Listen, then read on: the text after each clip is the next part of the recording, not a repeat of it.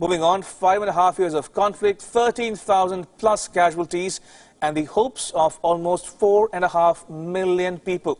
As Ukraine's Volodymyr Zelensky sits down for his first ever meeting with Russian President Vladimir Putin, the stakes could not be higher.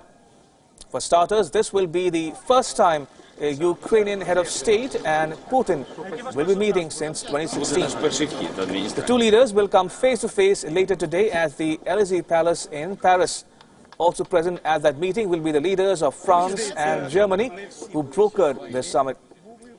So what news can you expect out of Paris later today? Well, there's only one issue on the agenda, and that is resolving the conflict between Ukraine and Russian-backed rebels in southeastern Ukraine. Since 2014, these separatists have come to control large swathes of territory in the region. Now, central to the talks is the Minsk Agreement, negotiated in 2015. It requires Russia to evacuate its forces from the southeast and return the border to Ukrainian control. It also calls for local elections to be organized, but the contention is the sequence in which these steps will be implemented. Now, many in Ukraine feel that an election under current circumstances will be rigged by Russia.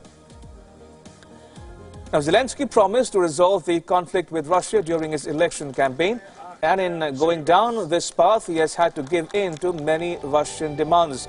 Zelensky pulled his military back from 3 key frontline positions upon Moscow's insistence. The Ukrainian public is genuinely worried. They know that their president is a political novice and are afraid he will concede too much ground to Vladimir Putin. No capitulation has become a slogan across the country now. Mass rallies in the capital city of Kiev reminded Zelensky to keep Ukraine's interests in mind.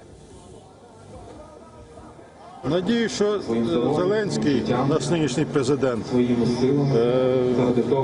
покаже, що він дійсно президент великої держави і буде себе вести як президент великої держави. Не піде на поп'ятну, і ті домовленості, які там будуть, вони будуть тільки на користь нашої держави. Realistically, an out-and-out resolution of the conflict cannot be expected at this summit. What's possible, though, is a roadmap that could eventually lead to a ceasefire, a full exchange of prisoners and increased interaction between the two regions. For Putin, he has time on his side. With very little international pressure, Putin seems in no hurry to resolve the conflict. He has a relatively favorable counterpart in the White House as well. And even at the Anto summit, Russia was not discussed heavily. French President Macron even went to the extent of saying Russia is not NATO's common enemy. But the optics of the summit is important. Zelensky has never met Putin in his life, and the two men could not be more different from each other. Putin has been at the helm of Russia for 14 years, Zelensky, on the other hand, just about 6 months.